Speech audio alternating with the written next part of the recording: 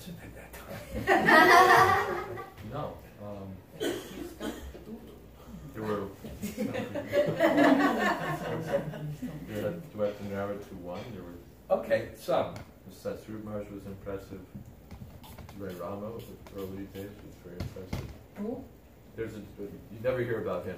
He was the one of the original editors for Prabhupada's books and for Back to Godhead. His name was Ray Rama.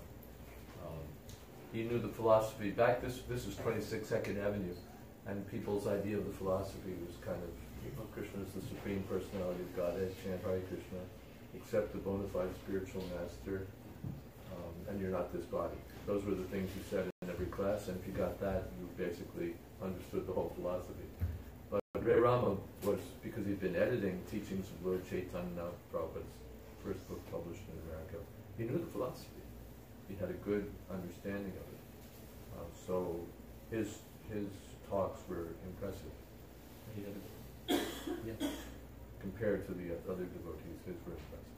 And Satsuru Maharaj's were impressive, pretty much for the same reason. He had a good understanding of what Prabhupada was teaching. Jadharani also, her classes were impressive.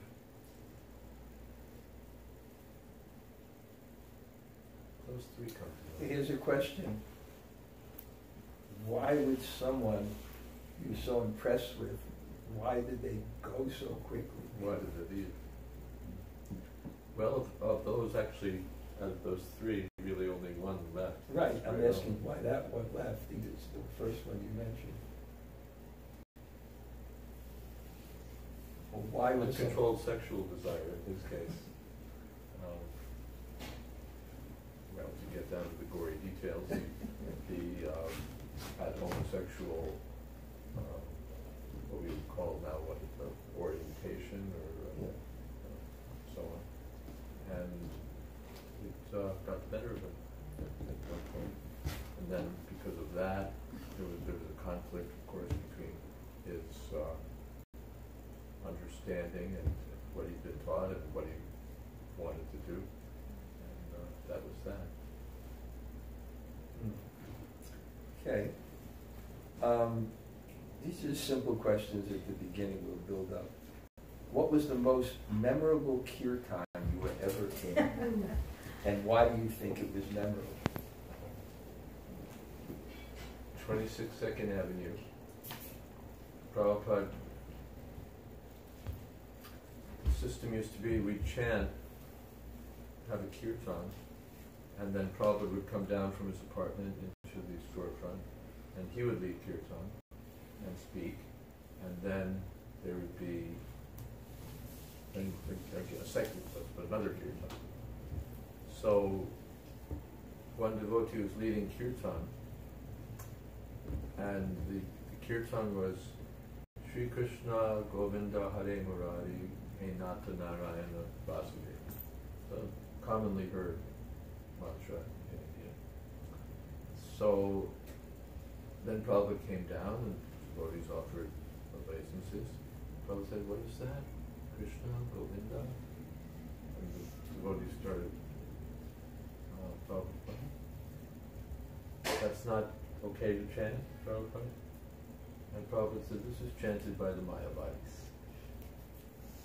Those who are more inclined toward the impersonalist school commonly chant this mantra. Then he said, Sri Krishna Chaitanya you can chant.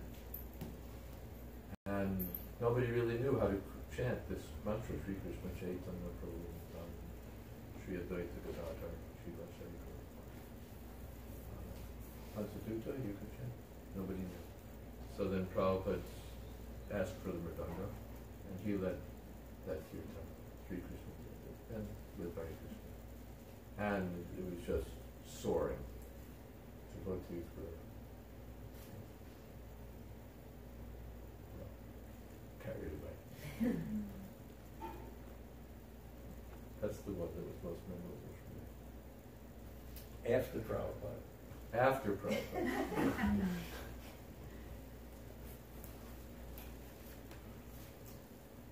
We were in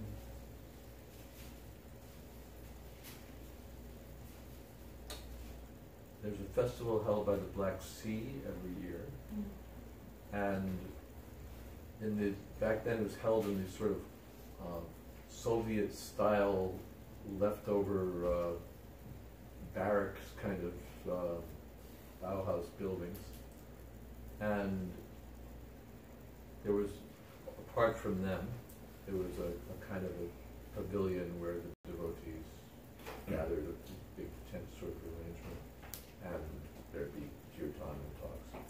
So someone began the kirtan, maybe it was Govinda Maharaj, Guru Puja Kirtan in the morning, and it started to rain. So all the devotees went into this, one of those old Soviet-style buildings, big building, and the kirtan continued. And Govinda Maharaj, Govinda Maharaj was leading, Niranjan Maharaj and Dhanurdhara Maharaj, I think, were playing the Dhanurdhara, and Bhakti Tirtha Maharaj was the dancer.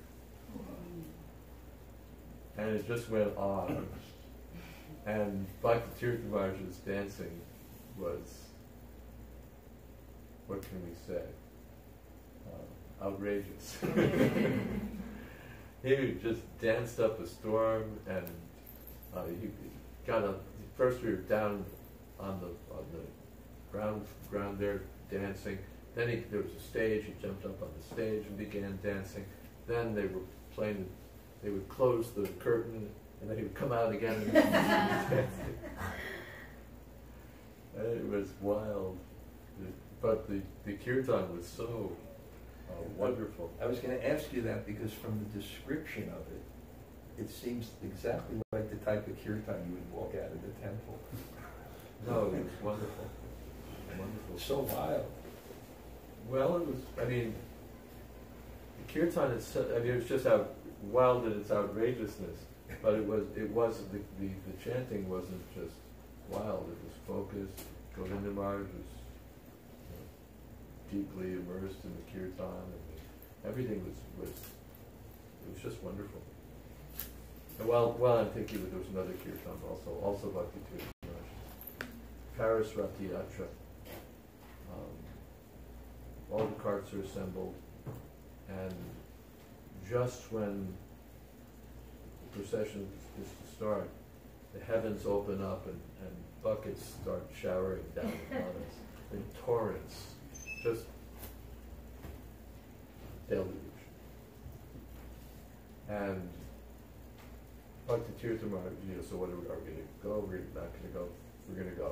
So Bhakti Tirtha Maharaj is leading the kirtan. He's got that little tambourine sort of thing. And because it's raining, he's going to dance more. And he just dances and dances, and I'm of the totally opposite nature. Like, there's there an awning I can be under. He just danced and danced the whole, drenched, dancing in front of the carts all the way to the destination. And when we got to the destination, the sun came out. And where was this one? Paris. Anyone who's there would remember. Okay, Marge. Now the questions get tougher. Okay. Wondering about this. I got a call from Borajan, and he was with you in Ujjain, and he said how much you relish Shakespeare. You said that, huh? Yeah. And you're talking about it here on the air. Okay. I thought because it was so spiritual. I thought, okay, let's move on.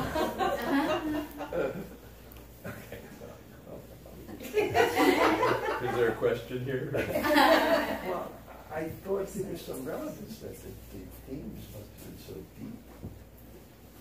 They are. I mean, they are and they're not.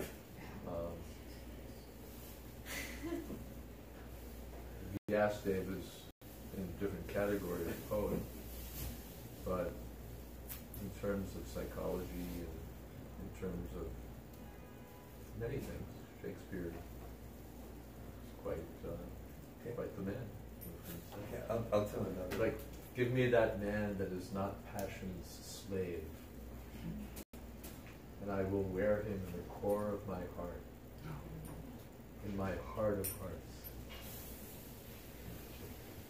So we could,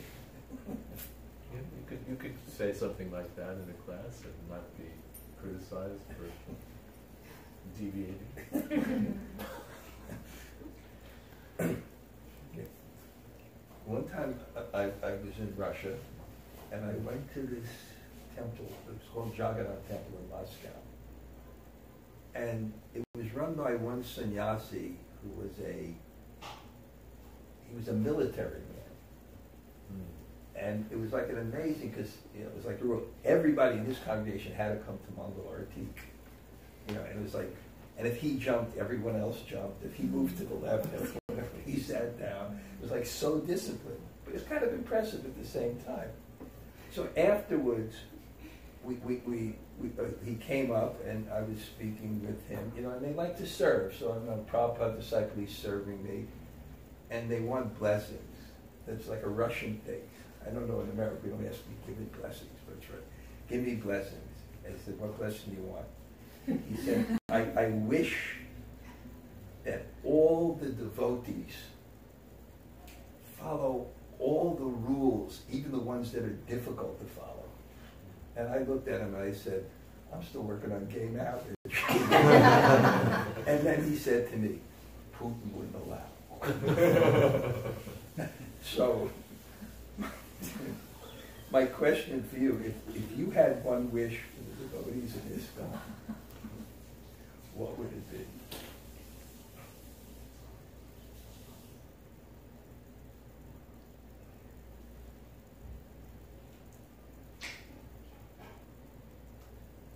They chant Hare Krishna and be happy.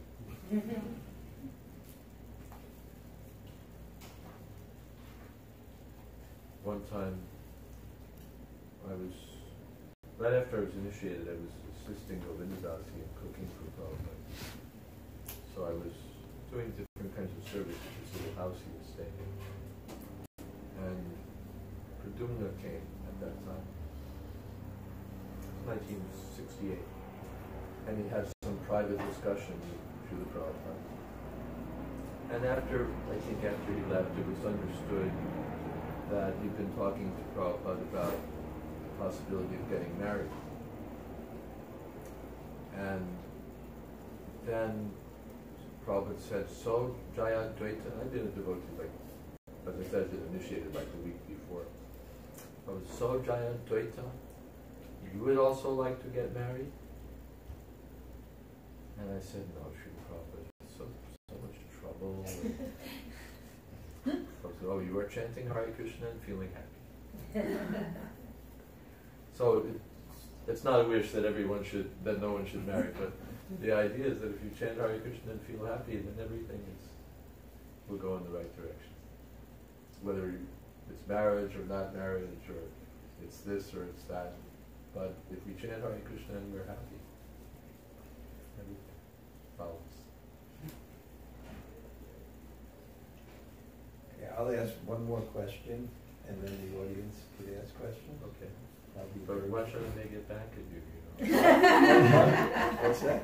I may get back at you. I thought that it would be great, that there's some depth in everything and you see it. I didn't think that would be controversial, but okay. No, it wasn't. But go ahead. Okay, so firmly rooted, branching out.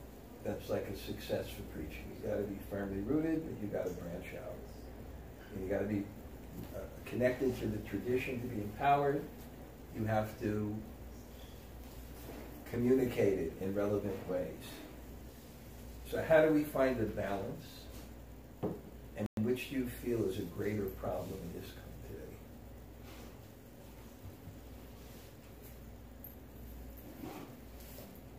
The balance starts with strong sadhana and strong philosophical understanding.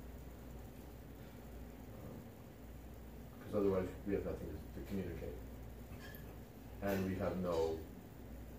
won't have the clarity of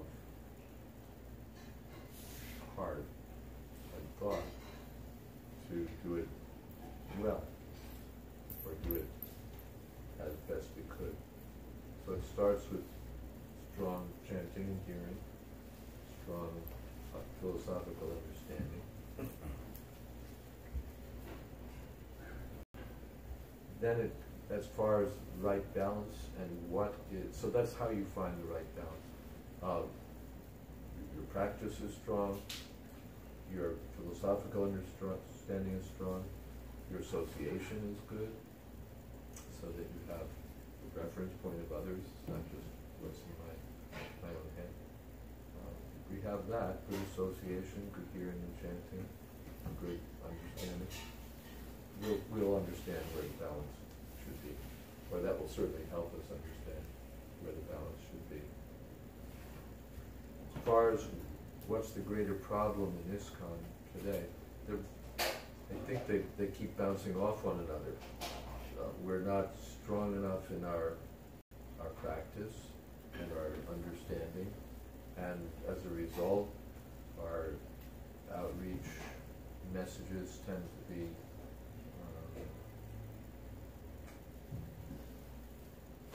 watery or flaky or lacking substance. And then because so many devotees are hearing something which is watery or insubstantial, then they become weak or themselves undernourished, and that results in a further expansion of thin topics. Right. Yeah, I sometimes see that people who are very strict, and follow very strictly, and, are good devotees, but they're not able.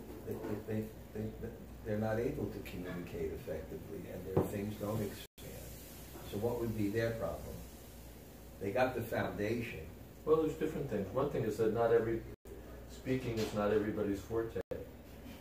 Some people just, kirtan. You ask them a question about the philosophy or to explain something in the mumble, or they, whatever, they don't quite know how to put it, but their kirtan is off the charts. Or some other aspect of their devotional service. I can think of a couple of devotees that distribute books like steadily, solidly, effectively, but as far as talking to, beyond that, it's like, I don't know. I'm not talking about just. But they're wonderful, but they're like specialists.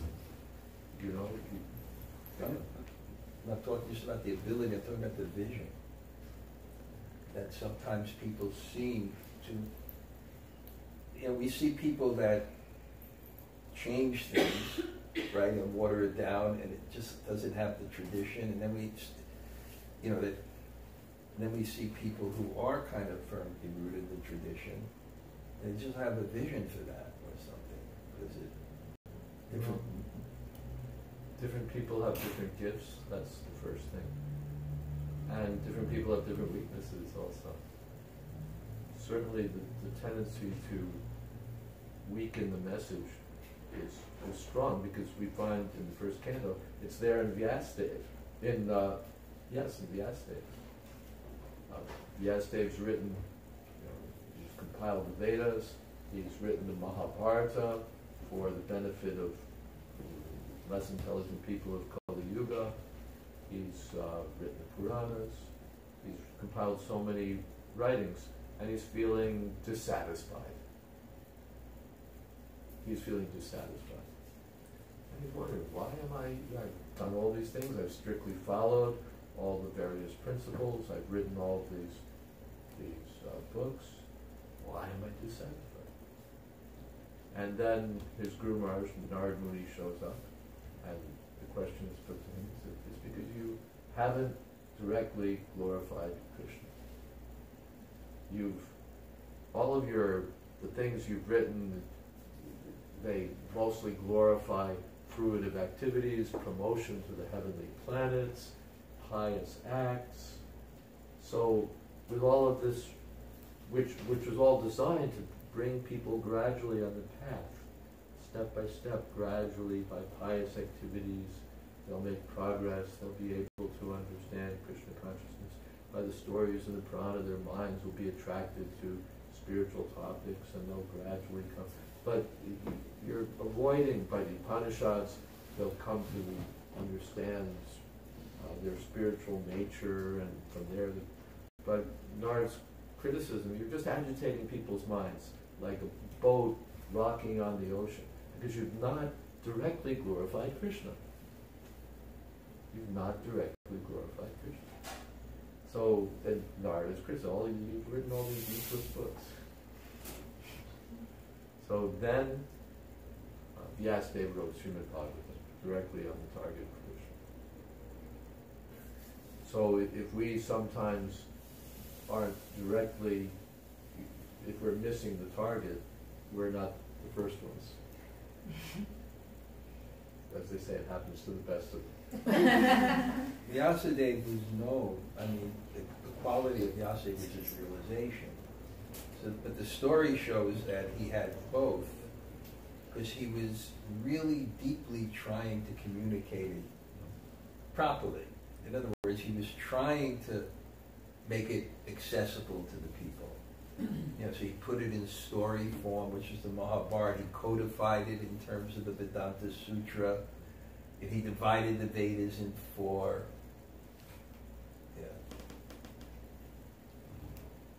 Of course, that's the risk you take in outreach. If you don't do any outreach, you'll never say anything wrong. So when you try to spread things, you take the risk, because now you have to consider, should I go this way, should I go that way, too much of this or too much of that. Everything is, generally we try to think strategically and how to reach people. So you run that risk. Marja. Yeah, but that's good. Some risk that, better to risk going one side or the other side than doing nothing. Then no one will get it. Marja said it would be like trying to take a perfect shower. You got one hand on the cold and one hand on the hot. So it's like that. I feel that myself, is that you have to communicate, and you have to speak according to people's frame of reference. But then at a particular time you have to say, well, when do I give Krishna directly? Yeah. And if you give it too soon, you're going to lose your audience, because they have no frame of reference and they don't trust your authority. But if you never give it, then what's the use? So it's really, I guess someone has to have, compassion and thoughtfulness, and really have a desire and be thoughtful. Yeah. Otherwise, you'll go one way or the other. But either way is better than just having the shower totally turned off. Right. Unless you turn the hot on all the way. Itself. Okay. And people do that too, they do something with preaching, which is winning. But I don't see that. Right. And it's much too hot, and then sometimes much too cold, so no one will get in the water.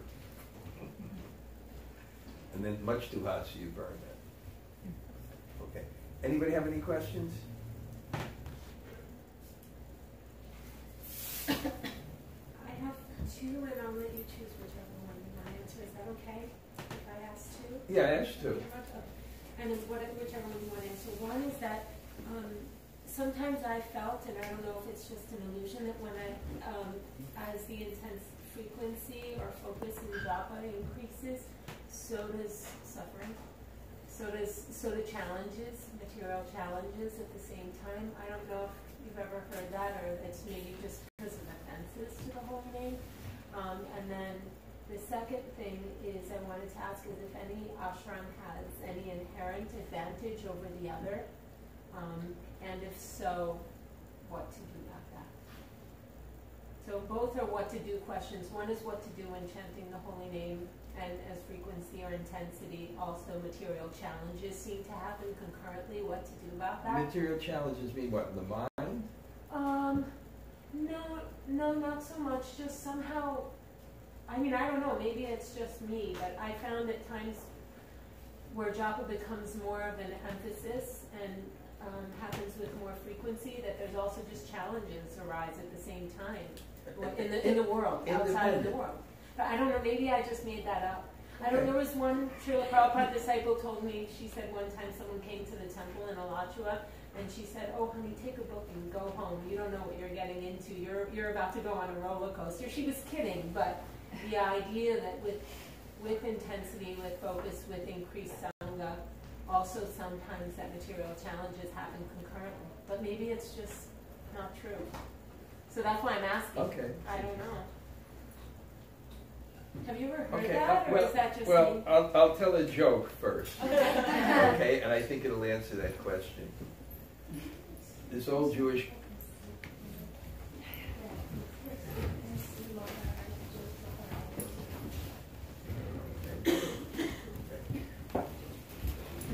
Yeah, I'll tell a joke, and it'll lead to the answer. This old Jewish guy, he finally gets back to Godhead. But right when he's about to enter into the spiritual world, he says, "I have to see God first. I have a question." And then God comes, right? And he said, "Yes." He says, "Is it true we're the chosen people?" And God said, because that's in the Bible, Jews are the chosen people. So God said, "Yes." He said, "Would you mind choosing someone else next time?" So funny. So what it means is that you can never reach your heights unless there are challenges. And I'm not saying that that's what happens. We're not chant and be miserable. It's chant and be happy. But I think from God's perspective, what He's looking at is that happiness is not things, it's consciousness. So He does what's good for consciousness, and we're thinking, why is He doing this to us? But, ultimately, there was one example that was given really nicely, I read it in one book, is that there was a room, and they had an experiment. They had boiling water and very hot water. And they put 5 frogs in each room for like 2 hours. I've told this many times. And then they opened the door, and in the room with the boiling water, the frogs are alive, and with the hot water, they're dead. So, why? Because frogs really wanted water, and they tolerated the hot water, even though it wasn't good for them, and it dehydrated them, and they died. So a lot of times what we think is great for ourselves is actually only killing ourselves. And therefore, God may turn up the... Yeah, everybody move in. There's some good real estate over on south of the park.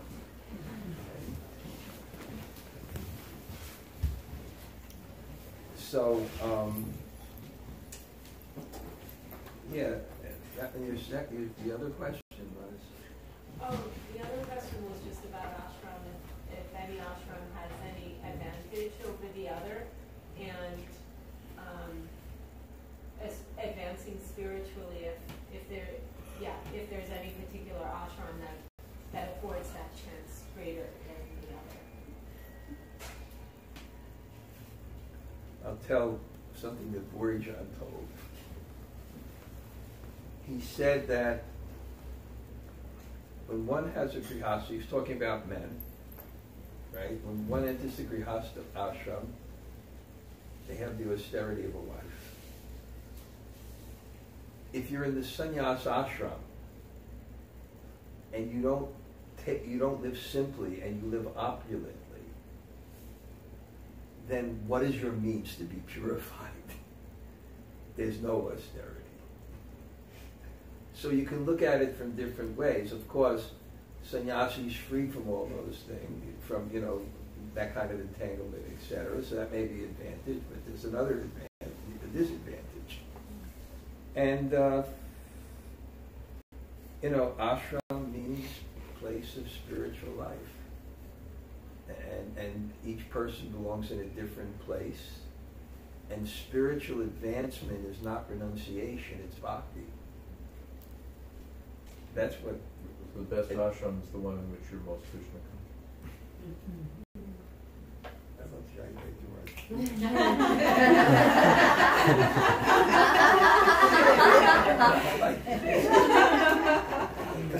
Okay, good.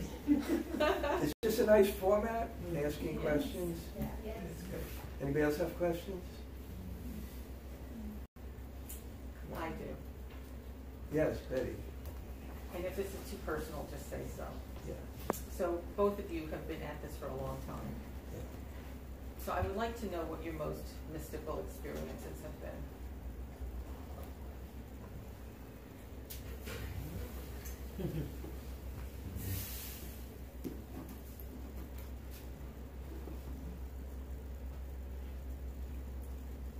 What do we mean by a mystical experience? I have to leave that up to you.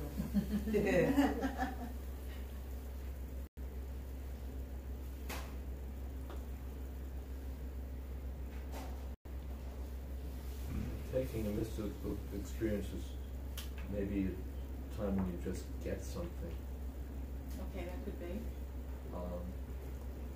In 1977, I was with Srila Prabhupada in his last days in Vrindavan, and different devotees would stay with him at different times throughout the day and night. He would be someone there. So in the middle of the night, I was there one night, and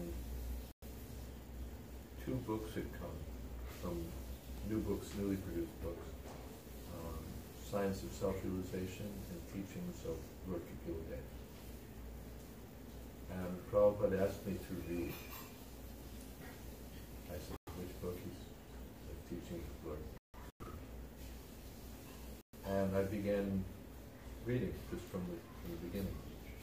Prabhupada's lying, listening, and I'm reading this book in Vrindavan. And just as I was reading it, it just seemed that within the first 2 pages, everything was there that you needed to know. Just so much seemed packed into that small scope, and that was wonderful.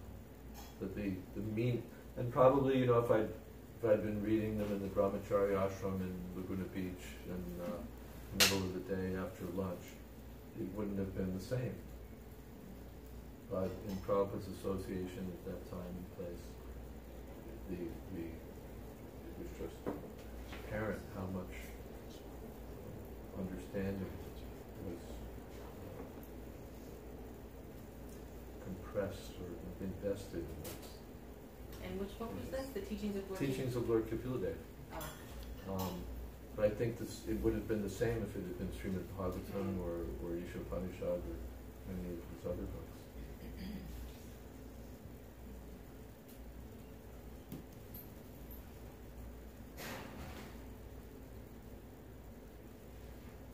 Okay, that's some mystical experience. Well, what mysticism is, basically, it's something that happens through laws that you're not yet aware of, and therefore it's kind of considered mystical. So I'll just give 2 examples. One is like more common, what we would say is mystical. And in 1978, I was in South India, in Bangalore. It's a 48-hour train. And then I got jaundice. And, you know, now I'm very, healthy, and my appetite is, and all of a sudden I had no appetite. I couldn't believe it. No appetite. And then I started to, sleep all the time during class. And then I was like beating myself on the Maya. And then I went, and then, you know, getting yellow. Jaundice it is. And I went to a Western doctor, and they said, you know, for like 3 weeks, you can't travel. You can't travel for 3 weeks. And then someone that was coming to the temple where we were, or the ashram where we were, they said, you know, my friend's mother is a Pelia Jaunawala. Pelia means yellow, Jauna wash, and Wala means the person. It's the person who washes the well. Now I knew in Vrindavan there was an old sadhu, Shamsaki, who would pour water on people and the yellow would come out and they'd be cured. I have personal experience. Yeah. So I went to this lady, a simple housewife, and she just gave me water and it poured on my eyes and a little yellow came out. And then the next day, I was eating samosas. And, you know, it was a mystical experience. The other thing is what's called religious experience. And because the practice of bhakti means you have to have a goal. The goal is bhava. So Krishna sometimes at the beginning, gives you a drop of that bhava. And it's mystical because it's pleasure it's supra-sensual. It's beyond anything sensual. The other pleasure, 2 pleasures in the world that we go for is ego, we're better than others, and, you know, sensual stimulation. But it's something else. So it's mystical because there's no real explanation for it. So those experiences, you know, at the beginning, a lot of times, as we describe, you get an introductory offer. You know? And it's like so powerful, and that becomes your goal. And yeah, what was you went in 1970. You remember that experience? Yeah. What was it like? I mean, this is Jan. He's a friend of mine since what year? 62. Yeah. I don't know. Do you want to get a story? Or? Well, yeah. You said you had an experience. Well, I mean, I was 19 years old or something, and we had been meeting devotees for the first time, coming to the Henry Street Temple, and it was very exciting. You know, we were friends, and we would bounce back and try to support each other and keep it going and not get our parents destroying the whole thing, but telling us we were crazy. And anyway, it's another long story, but I ended up being invited to stay for 3 days. Some devotee said, "Oh, we're having a special festival." You know, I know now that there's like no 3-day. I don't know what it was. It was just he made something up. But there was absolutely nothing going on. but I said I'd come for 3 days, and then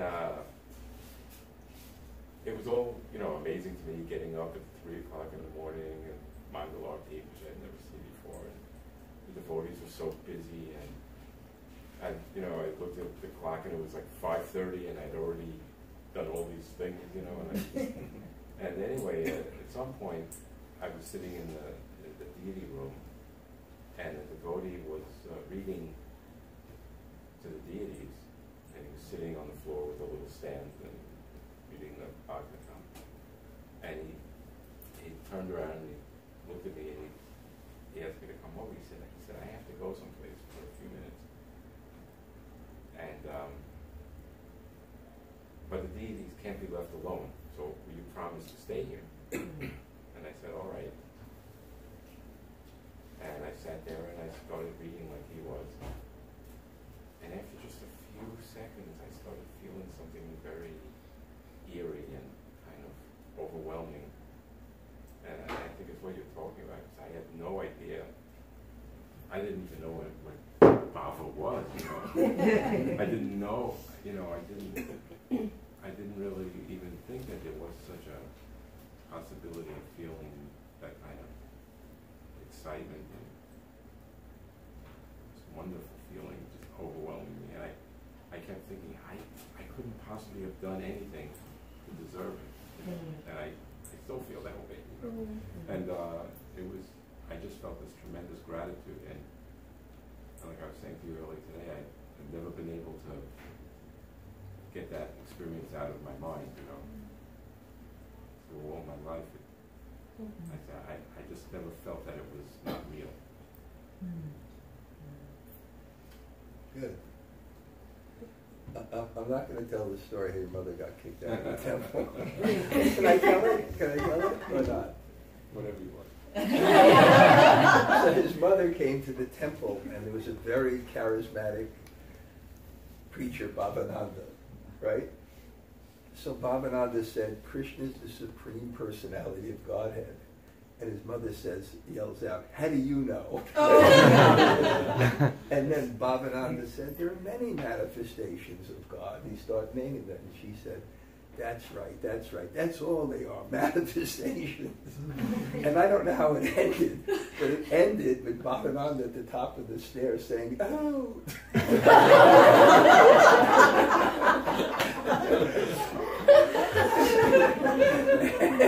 And then his mother turning around and said, I got kicked out of better places.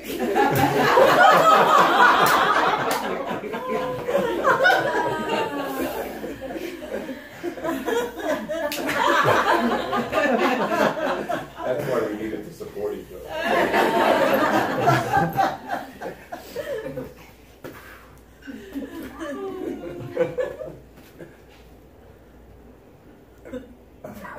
I'm not going to tell any stories about when your uncle came, Buffalo Bob Yodo, but that's enough.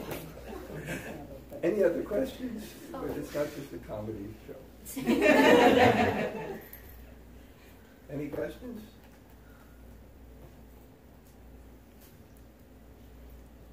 All right. Manjuali has a question. Okay, Manjuali, come.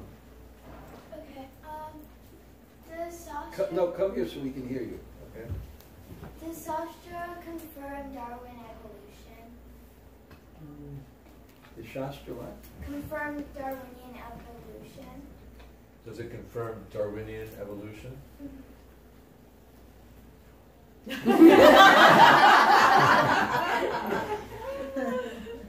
there what... Take the down from your mouth, okay? What evolution, how it... What about evolution? Yeah. In Shastra there's evolution, but it's evolution of the soul.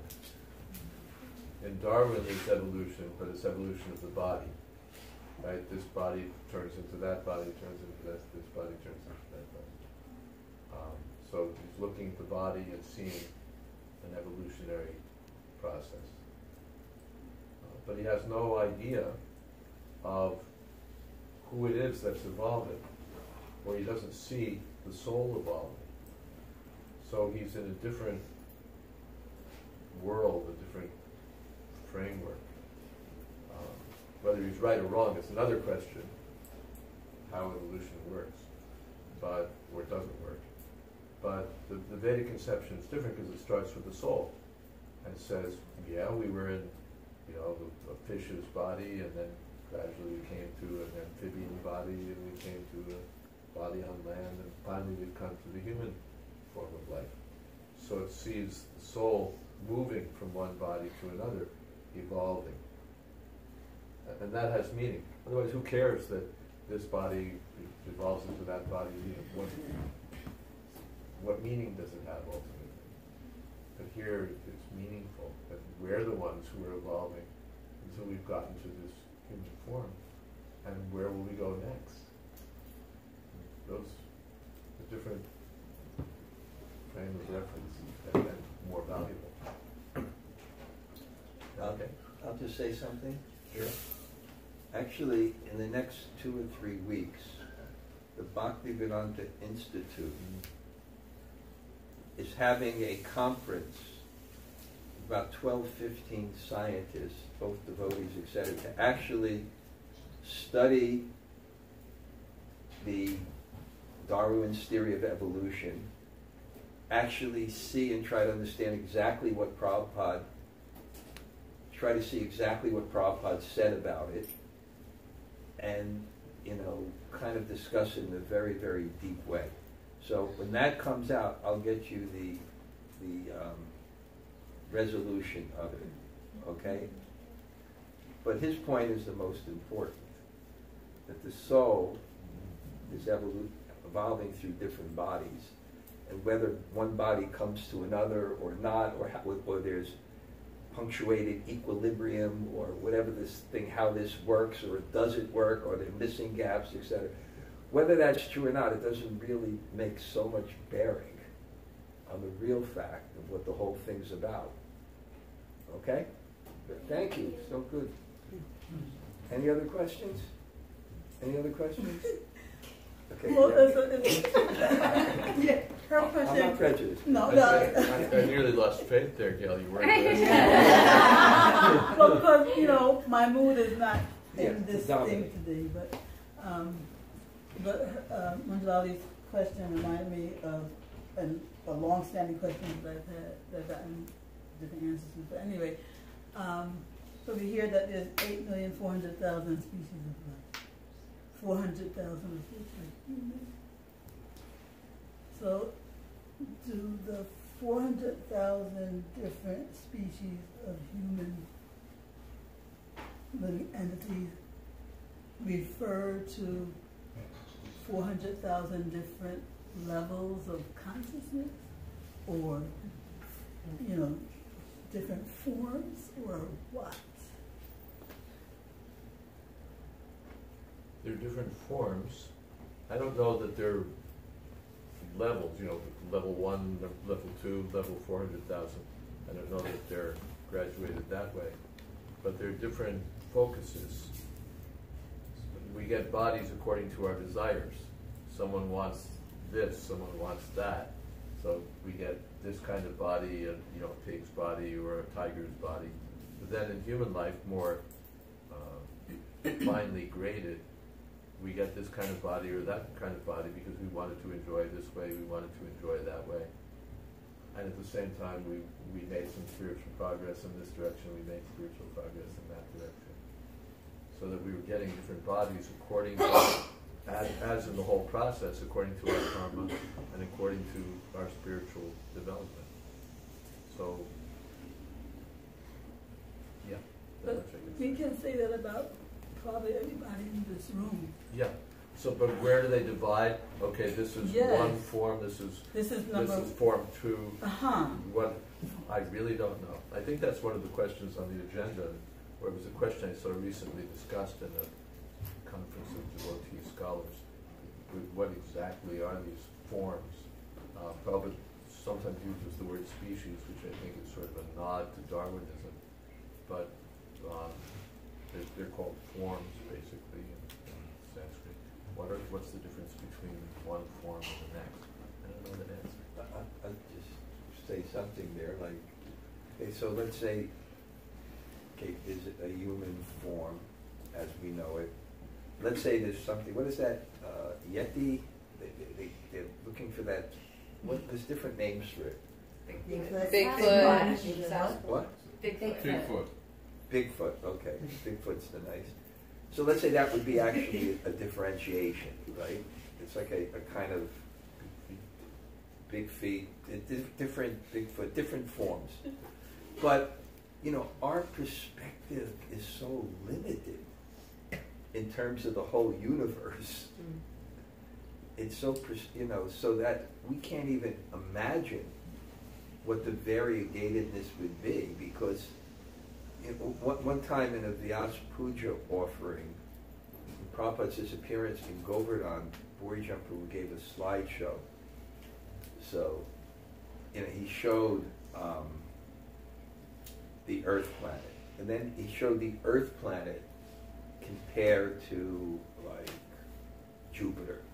You know, the Earth planet's like a speck, and Jupiter's so big. And then he showed Jupiter until like the universe, and Jupiter is, and then the universe till the galaxies, and you know, it just, and after everything is said, and this is like wonderful. You know, this is amazing, and this is amazing, and this is amazing, and this is amazing. You know, then you go all the way up after all this thing, and you really, when you see it in the slideshow, like the Earth, and it's just like small to this, and this is small to this. This is small to, and then it, you know, it ends with like Goloka Vrindavan, right? And this is amazing. And then I think the most amazing thing is Prabhupada gave that to the Lower East Side. So I'm just saying our perspective is so narrow, so limited in terms of what the universe is and the possibilities of it. I'm saying, but we do know, at least in, let's say, those two examples, that there may be a different human species. Maybe there's more varieties that we're not aware of. So could it include the non-physical realm? Like angel realm? They could be higher, like demigods and different things. There are different realms of different. But the question, I think that would have to think, what is the demarcation? Because, okay, this is a dog and this is a cat. And you can actually distinguish what it is. Okay, Gail, now for the 50th time your question wasn't answered.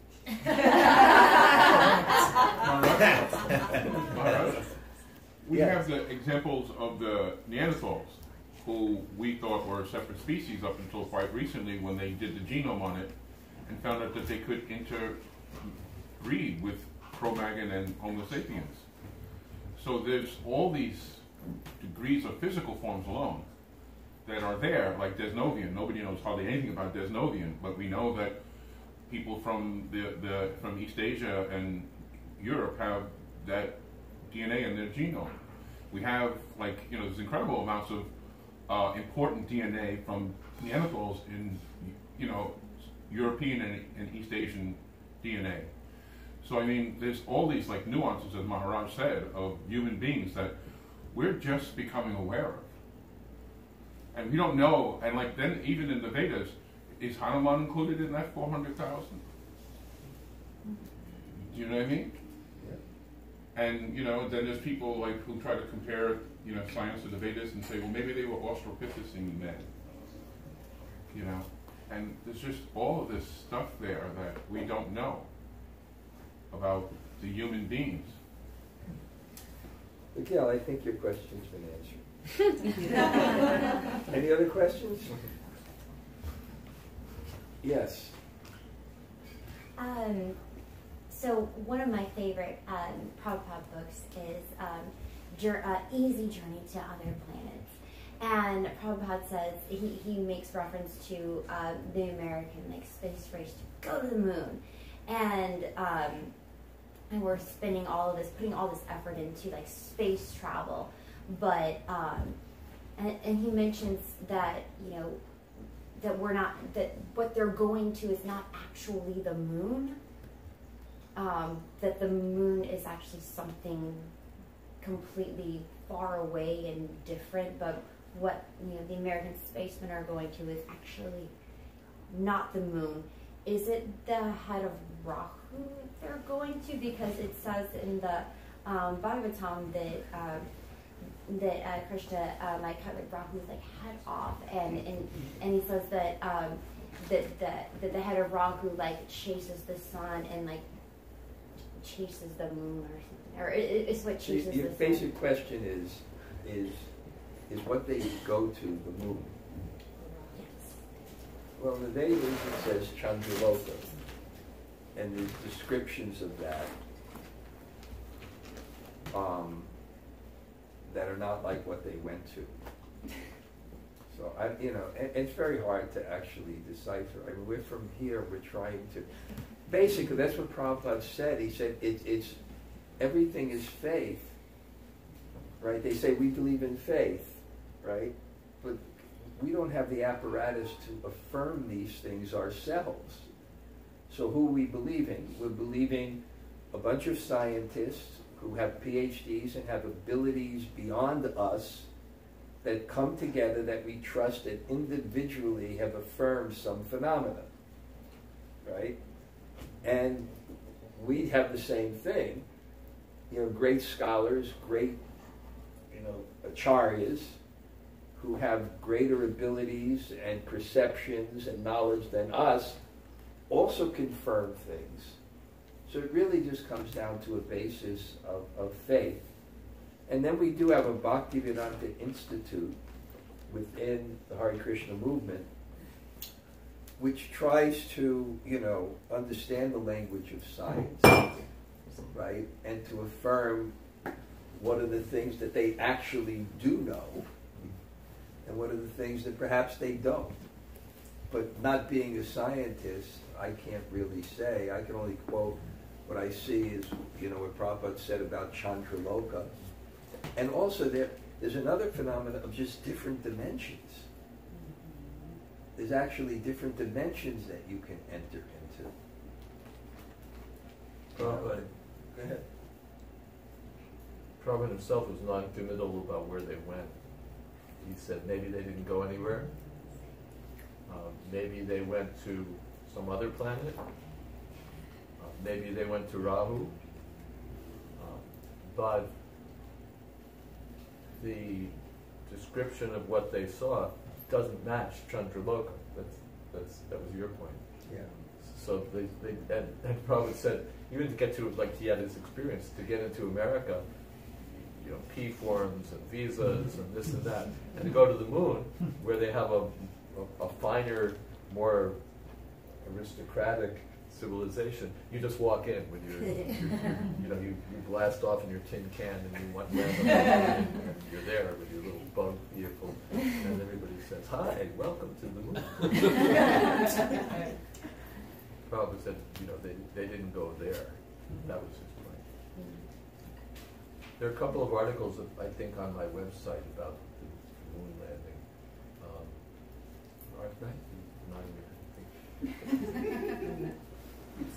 One is called NASA Spaces Out. Because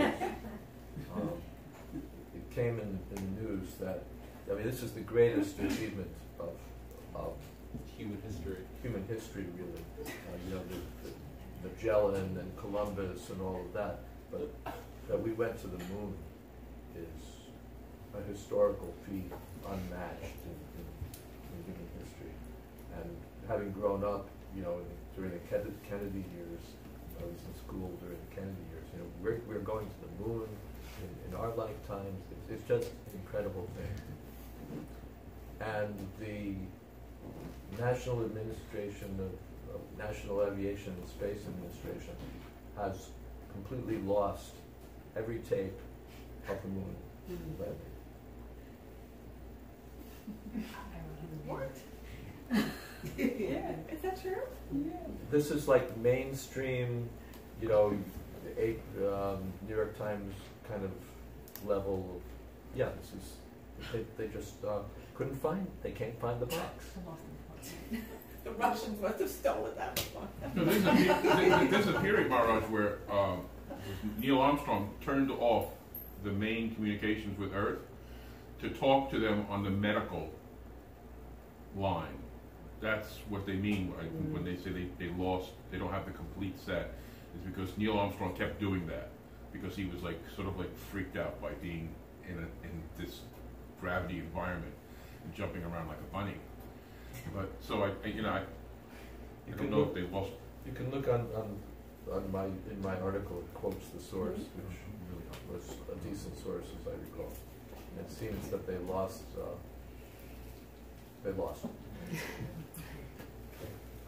So we'll go 10 more minutes with questions. Okay? And then we'll take this out. I have a question. Yeah. I have friends who are born-again Christians, and they say, well, all they have to do is believe, and they can do, they can eat meat, drink, stuff like that, and we as devotees, we have to do all this very stuff. Okay, I'll just leave it at stuff. You know what I mean? That, like, some of my friends, they know I chant like what they consider an inordinate amount of time. And they consider me trying to work my way into salvation, where they just believe and, Jesus gives them the grace and they go to heaven. So they claim that my process is impossible. I saw a quotation one time. It was quoted by William F. Buckley, the conservative politician, who was a devout Catholic. Right, he was a Catholic. And he quoted a proof text to the contrary about works. Faith without works is dead. Perhaps, but I don't remember the citation. But apart from that, it's really not very biblical, because Jesus frees people from sins, and then says, sin no more. It's not that Jesus died for our sins. As someone jokingly said, such a great sacrifice should not be allowed to go in vain. Since Jesus died for our sins. Oh, there you go.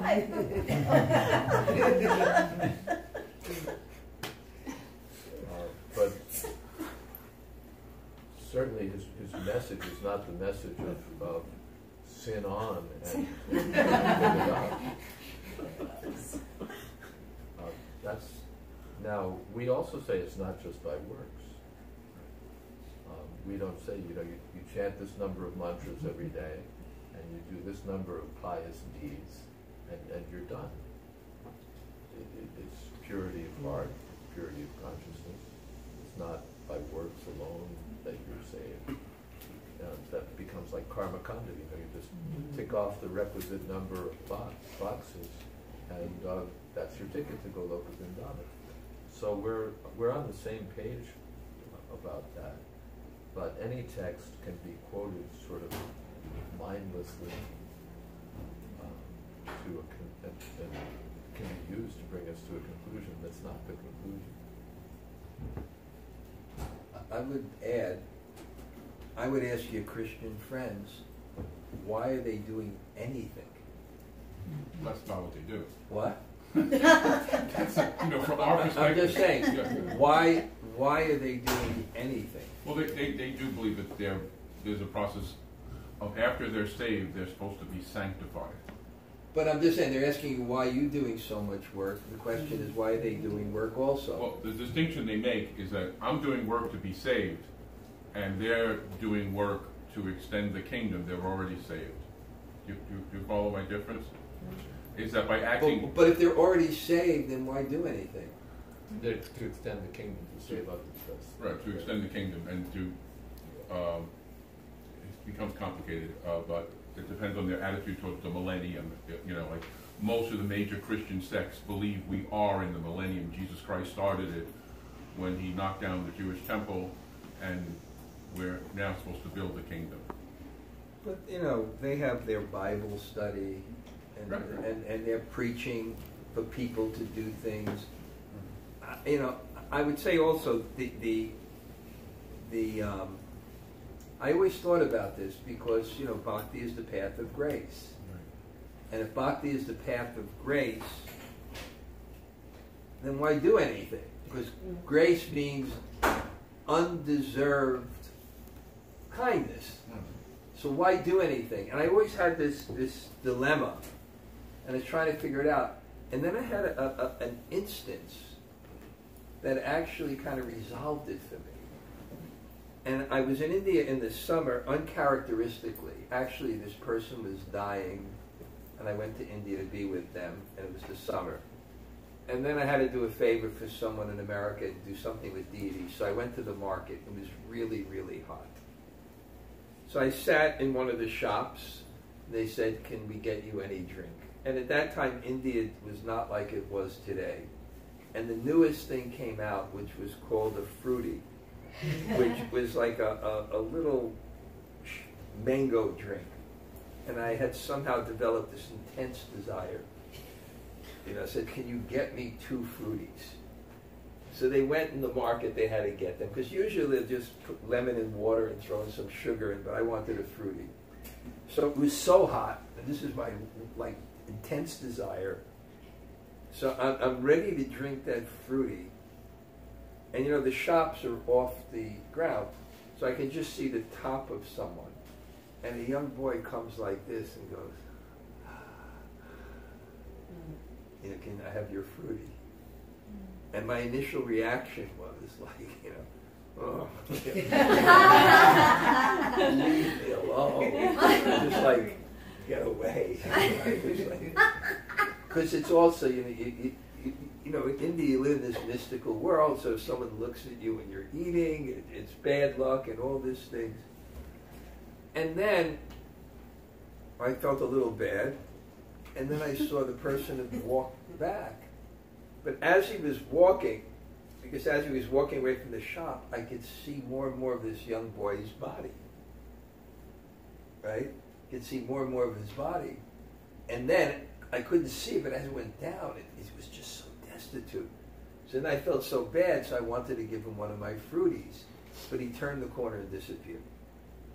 So I felt so bad. I said, okay, this is it, the ugly American. Right? I felt so bad. But then I realized something. If I gave him the fruity, right, it would be complete mercy because he didn't do anything for it. But at the same sense, there's something he did do to cause it, and that was his need.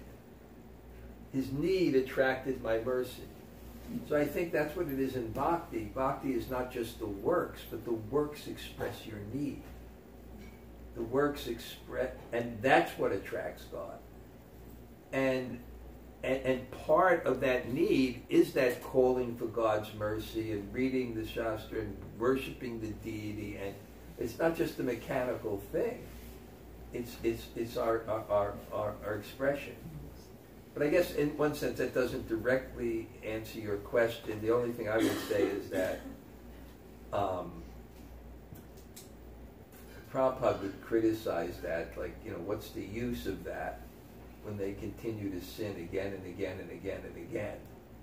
You know, what does that say in the story of Ajamil at the beginning? What is the use of such atonement? Yeah, what's the use of that kind of thing? I usually just tell them that Krishna says, don't worry, masuchaha. And nowhere in Scripture do you find anything where Krishna, you know, Jesus says, if you do this, and if you do that, and if they do this, but Krishna just says, don't worry, masuchaha. But don't worry, but sarva dharman parijaja mame kind of. One or two more questions.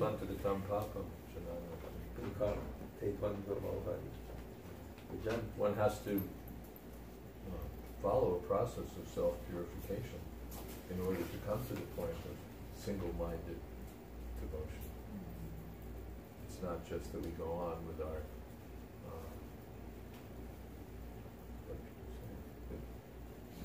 nasty activities, and at the same time we reach the highest level of God consciousness. It doesn't do that. That sloka also says Sharanam Praja. Okay. But a person may be at any level of wrongdoing, and Krishna's mercy may be there for him. I'm sorry, what? Krishna's mercy may be there for him. But then the sign of that mercy, he gives it up. Mm-hmm. Prabhupada gave the example that if you have, like I'm holding on to a biscuit because I'm hungry, but if you offer me a big plate of prasadam, then and say, you know, put your biscuit aside, here's something, will I put it aside? Yeah. But if I'm holding on to that biscuit, then my hand is already engaged. I can't get it. And yeah. So when I understand, I'll say, sure, you don't forget the biscuit. But trying to hold, what is it? A man can't serve two masters. Krishna and Maya don't. But Yaha Krishna, Taha Maya, not Yaha. Where there's Krishna, there can't be Maya. Maya doesn't have any right to be there where there's Krishna consciousness. Okay, 2 more questions and then we'll take prasadam. Priya has a question. Priya. What was your favorite experience with Prabhupada?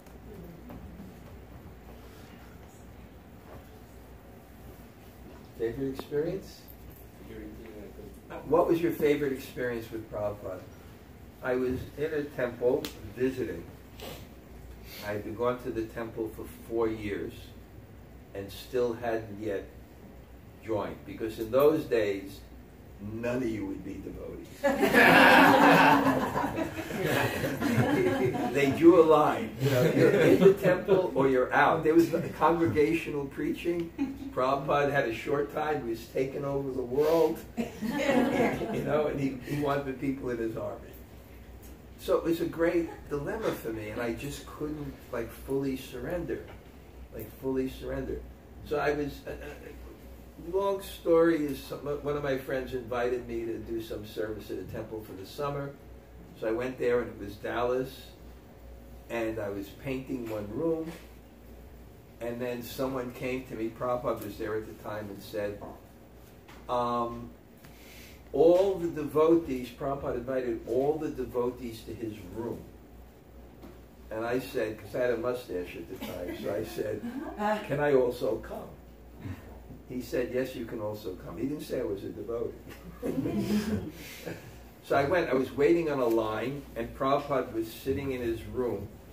And there's one door here and one door here. So you come in, and Prabhupada would give everyone 2 rasgullas.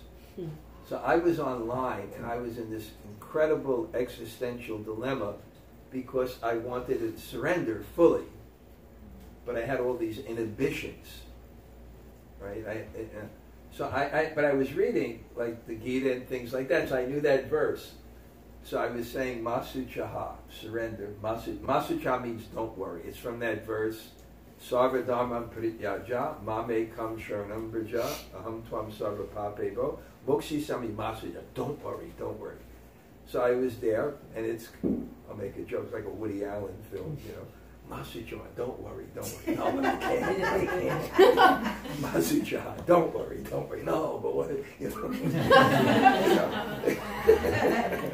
Well, what do you do, baby?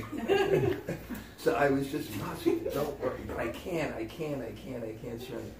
I walked into the room, and Prabhupada gave 2 rasgullas. I bit into the rasgullas, and I had no doubts. So that was really,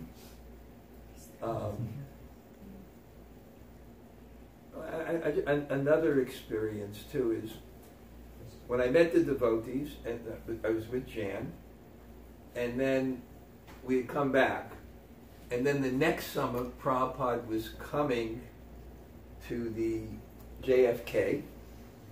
So I took off from my summer job, and Jan did, and we hitchhiked. Those days you could do things like that. So we hitchhiked from where we live in the airport, maybe it's 20 minutes away, and we got a ride. We went to the airport. Those days there was no TSA. All go into the airport. So all these devotees go into the airport, and as Prabhupada said, beautiful American boys and girls. You know, they were really from, wonderful. So we're in the airport, and Baba Ananda, he was a great temple president, and he was just saying, Prabhupada is coming, And it's somehow the plane, where the passengers would come out and they'd walk down, and he said that Prabhupada wants a kirtan he said, none of this, I get very melodious. So he was actually instructing all the devotees. And then Prabhupada came down the stairs, and the chanting was, Hare Krishna, Hare Krishna, Krishna Krishna, Hare Jai Prabhupada, Jai Prabhupada, Hare Rama, Jai Rama, Prabhupada, Rama Rama, Hare Hare, Hare Krishna, Jai Prabhupada, Hare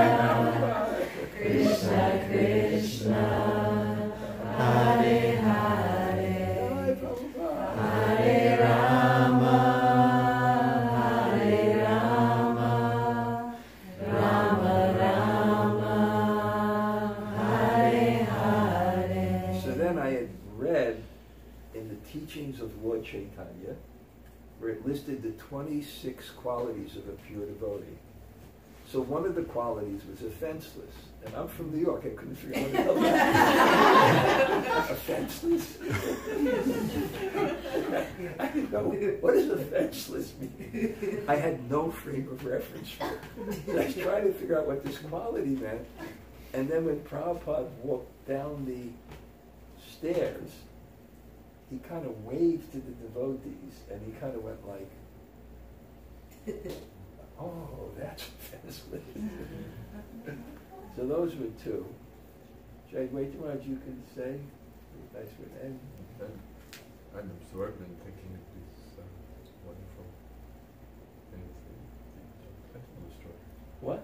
I told the story. I don't have a favorite. Okay, I'll tell you one.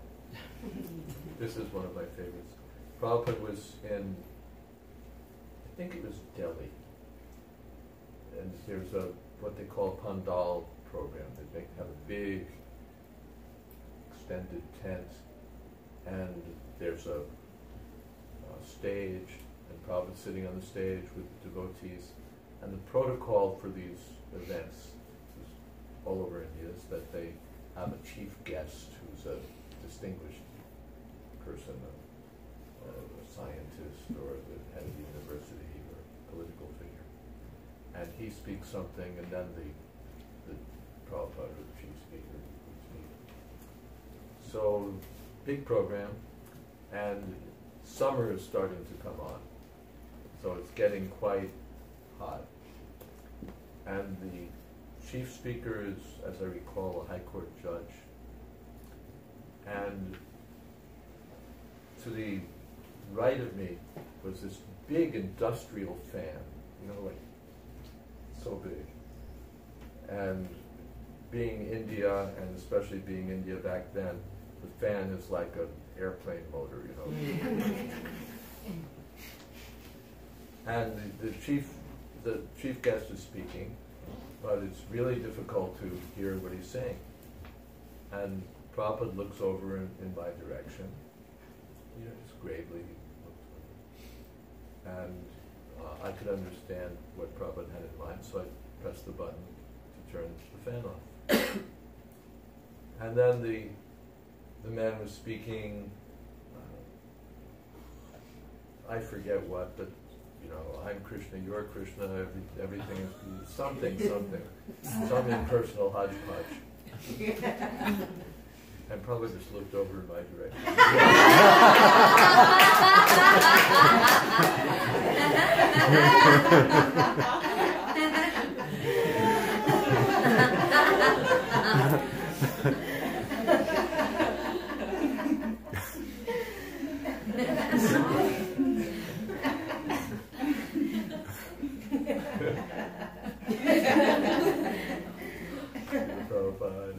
Jai.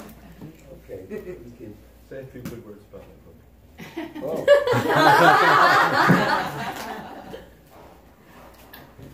Jai Vaita Marj as it is.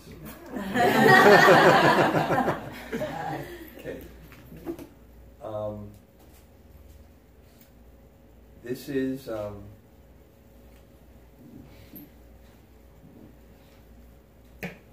they're universal truths, and I think one thing that you do when you study the Vedic literature, you get such a depth of meaning. And when you look at other things, you can extract the essence of what they're saying, and you could also add from your own perspective what you learned. I just say I was once giving a class to a group of Christians, and I spoke, Deheno Sminyata Dehe, Komaryoga, the embodied soul passes. But being trained by Prabhupada, I was able to express it in such a way that they almost felt that, it was the same philosophy, but fresh and new. So Jayadvaita Maharaj wrote a commentary on Ecclesiastic from the standpoint of the Bhagavad Gita. So if anyone would like to get a personal signed copy of it, very deep and interesting. title for, if we reprint it, I think will be, How is Living Even Worth It?